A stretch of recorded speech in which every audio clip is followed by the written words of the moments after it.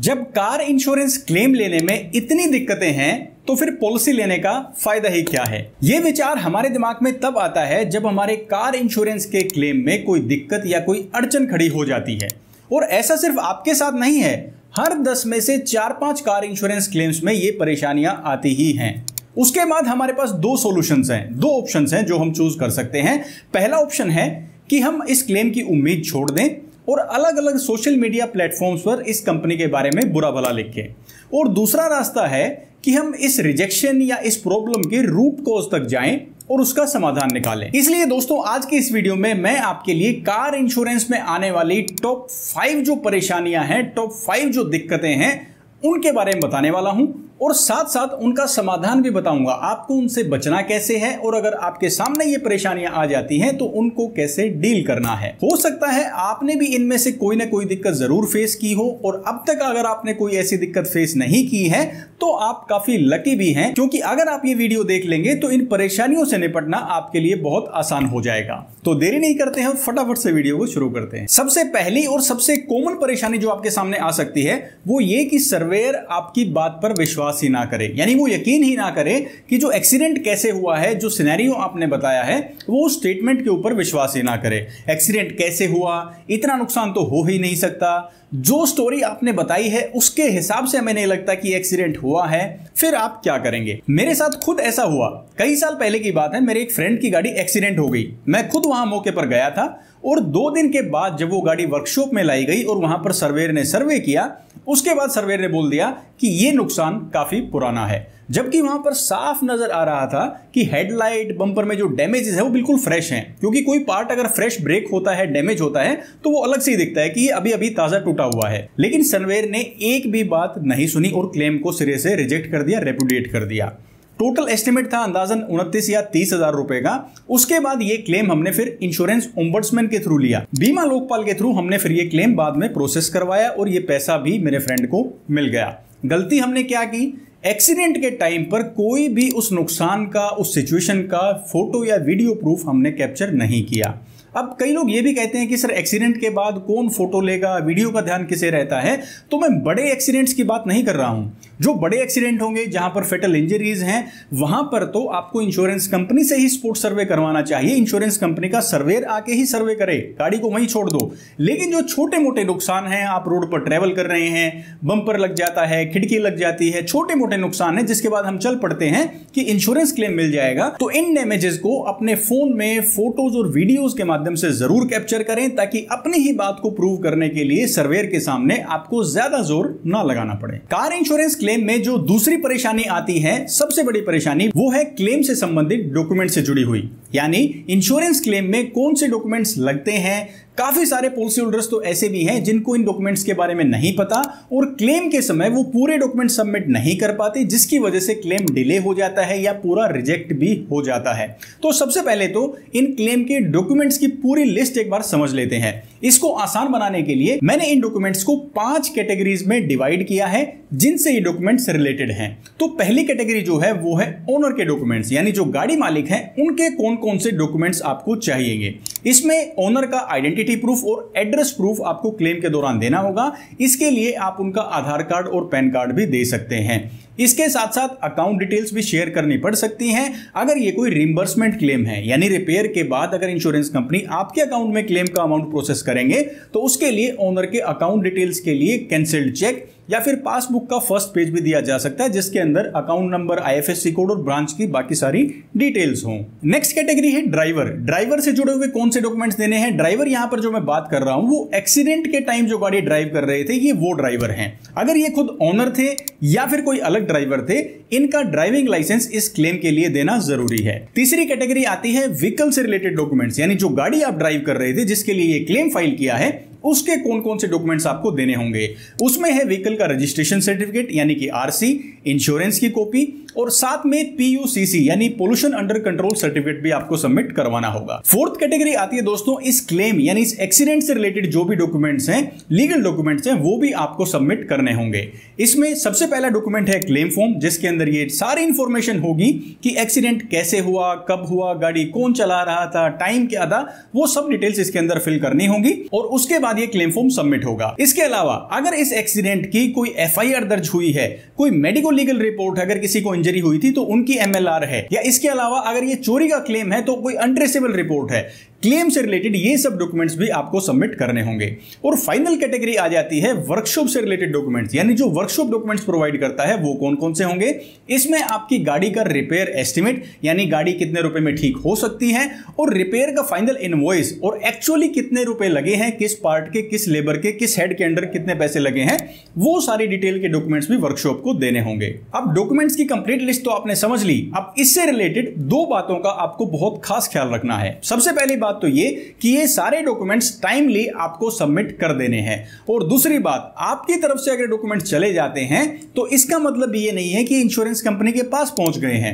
बहुत सारे क्लेम इस वजह से भी डिले हो जाते हैं, उनमें देरी हो जाती है कि वो डॉक्यूमेंट्स या तो वर्कशॉप पर ही रखे रहते हैं या वर्कशॉप ने भी सर्वेयर को दे दिए हैं, वो इंश्योरेंस कंपनी में टाइमली सबमिट नहीं हो पाते। तो इस बात का ध्यान रखें कि जो डॉक्यूमेंट्स आपने सबमिट करवा दिए हैं वो एंश्योर करें अपने सर्वेयर से कि उन्होंने भी सारे डॉक्यूमेंट्स इंश्योरेंस कंपनी में अपने रिपोर्ट के साथ दे दिए हैं या नहीं, ताकि आपका क्लेम टाइम पर प्रोसेस हो सके। तीसरी परेशानी जो एक कार इंश्योरेंस क्लेम में आती है वो एक परेशानी, एक कंफ्यूजन है जो एक्सीडेंट होने से लेकर और क्लेम फाइल करने के बीच में हमारे दिमाग में रहता है। मान लो कोई छोटा मोटा डैमेज हो जाता है और उसके बाद पहला सवाल ये आएगा कि मुझे इसका क्लेम लेना चाहिए या मैं अपनी जेब से ही इसे ठीक करा लूं। और कई बार इसी कंफ्यूजन की वजह से काफी डिले हो जाता है क्लेम फाइल करने में और क्लेम में दिक्कत आ जाती है।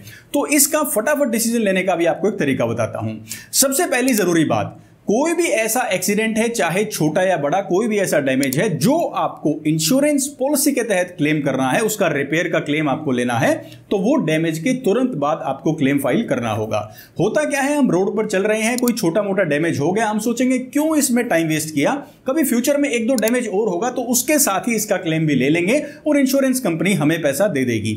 लेकिन ऐसा नहीं होने वाला, क्योंकि इंश्योरेंस कंपनी की लायबिलिटी सिर्फ लेटेस्ट डैमेजेस का ही क्लेम देने की है, यानी जो डैमेजेस बिल्कुल रीसेंट हुए हैं उन्हीं का क्लेम मिल सकता है। जो पुराने डैमेजेस हैं जो आपने इकट्ठा किए हैं एक ही क्लेम में रिपेयर करवाने के लिए, उनका क्लेम आपको नहीं मिलेगा। दूसरा कंफ्यूजन इसी सवाल से जुड़ा हुआ यह है कि मुझे क्लेम लेना फायदेमंद रहेगा या मैं इसे अपनी जेब से ठीक करवा लेता हूं, वो मेरे लिए फायदे का सौदा रहेगा।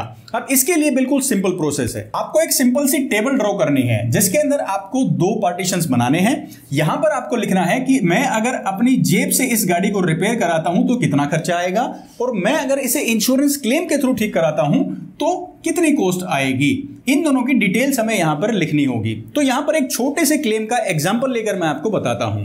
अब मान लो किसी छोटे से एक्सीडेंट में जो पार्ट रिप्लेस होते हैं उसका खर्चा अगर मैं खुद रिपेयर कराता हूं तो वो आता है 5,000 रुपए।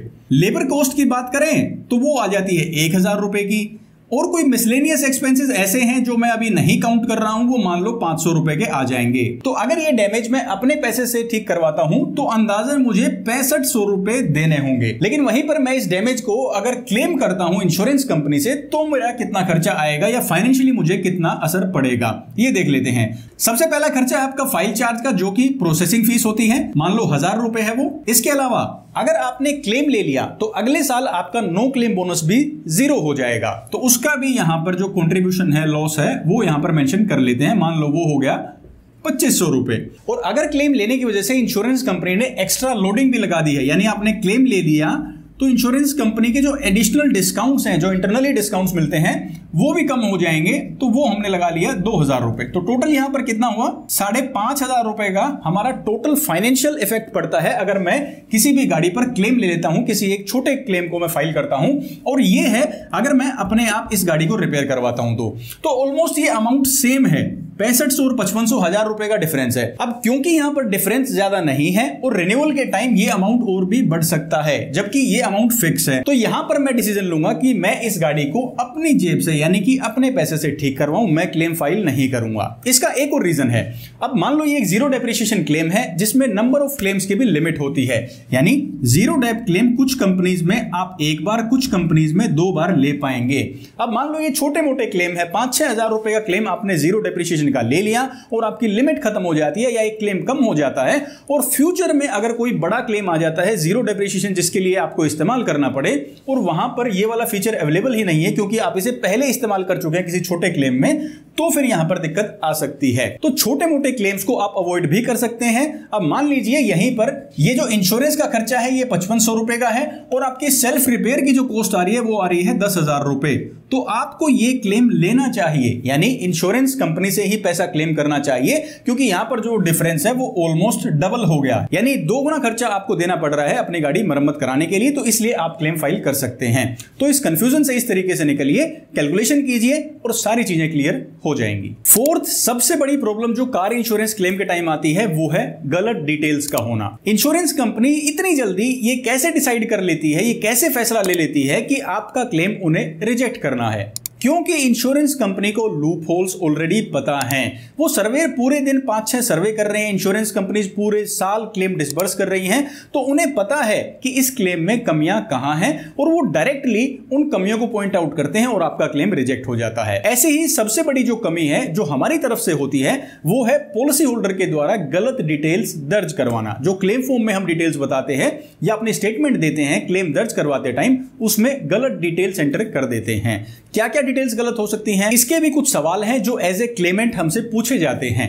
एक्सीडेंट के टाइम पर गाड़ी कौन चला रहा था, एक्सीडेंट कहां हुआ, कैसे हुआ, कितने बजे हुआ, एक्सीडेंट में क्या क्या नुकसान हुआ है। इन सवालों में से अगर किसी भी सवाल का जवाब गलत हो जाता है तो आपका कार इंश्योरेंस का क्लेम रिजेक्शन बिल्कुल तय है।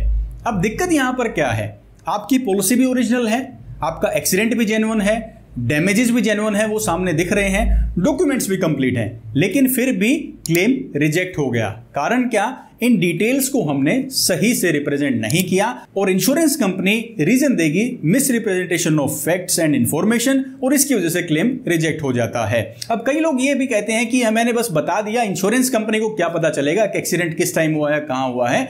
ये बात आप भूल जाइए। इंश्योरेंस कंपनी का ये पता लगाने का ही काम है जो पूरे साल, पूरे हफ्ते, पूरे महीने उनके एम्प्लॉइज करते हैं, और ऐसा करने से उनके पैसे भी बचते हैं जो उन्हें क्लेम के रूप में देने हैं, क्लेम के फॉर्म में देने हैं।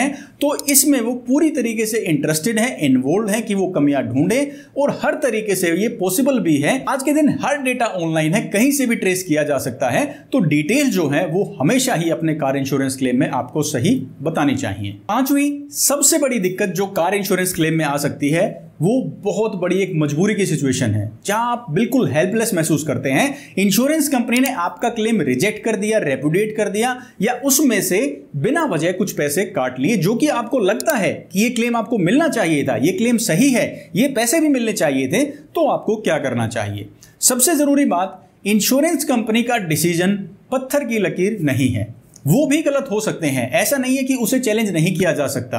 अगर आपको यह लगता है कि जो रिजेक्शन का रीजन है वो गलत है और आपको ये क्लेम मिलना चाहिए, तो सबसे पहला काम जो आपको करना है वो ये कि इस क्लेम रिजेक्शन का या इस क्लेम से पैसे काटे जाने का एग्जैक्ट रीजन पता करें, और उसके बाद ये चेक करें आपकी पॉलिसी की कवरेज के हिसाब से क्या ये डिडक्शन या रिजेक्शन का रीजन सही है।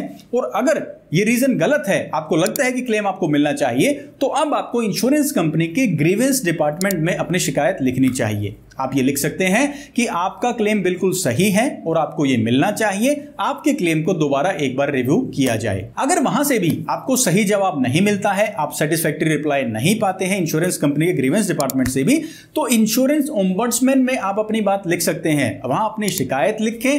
अगर आप जानना चाहते हैं क्लेम रिजेक्शन को अप्रूवल में कैसे कन्वर्ट करना है, रिजेक्शन होने के बाद उसे कैसे अप्रूव करवाना है, इसका 1 बाय 1 स्टेप प्रोसेस क्या है, तो उसका डिटेल्ड वीडियो मैंने इसी चैनल पर बना रखा है। आपके कन्वीनियंस के लिए आई बटन पर लिंक आपको दिखाई दे रहा है, यहां पर आप क्लिक कर सकते हैं और इसके साथ साथ इसी वीडियो के डिस्क्रिप्शन में भी वो लिंक आपके लिए दे दिया गया है। अगर आप चाहते हैं पूरे प्रोसेस को समझना क्या है तो आप वो वीडियो जाकर देख सकते हैं। तो मेरे दोस्तों, ये हमने जाने कार इंश्योरेंस क्लेम में आने वाली टॉप 5 प्रॉब्लम्स के बारे में समझा है हमने, और ये जाना है इनको कैसे डील करना है, इनसे कैसे बचना है, अगर आप फेस कर रहे हैं तो कैसे इस प्रॉब्लम से अपने आप को निकालना है, ये इस पूरे वीडियो में आपने समझा है। अब हो सकता है इन 5 प्रॉब्लम्स के अलावा भी कोई दिक्कत है जो आपने कभी फेस की हो, क्योंकि इसके अलावा भी बहुत से रीजंस हो सकते हैं। तो आप भी इसी वीडियो के कमेंट सेक्शन में कमेंट करके जरूर बताएं, उसके बारे में भी हम और ज्यादा डिस्कशन करेंगे। मेरे एजेंट भाइयों से मेरी रिक्वेस्ट है कि ये वीडियो अपने क्लाइंट्स तक, जो आपके कार इंश्योरेंस के क्लाइंट्स हैं, उन तक आप जरूर शेयर करें ताकि वो बिना वजह की परेशानी से बच सकें और आपके जो सर्विस के रिव्यूज हैं वो भी हमेशा अच्छे बने रहें। वीडियो में दी गई जानकारी अगर आपको अच्छी लगी हो, अगर आपको समझ में आई हो, तो वीडियो को लाइक कीजिए और चैनल को भी सब्सक्राइब जरूर करें। मैं हरविंदर सिंह अब आपसे लेता हूं इजाजत, मिलूंगा आपसे अगले वीडियो में। तब तक के लिए आप अपना ख्याल रखिए, खुश रहिए और स्वस्थ रहिए। जय हिंद।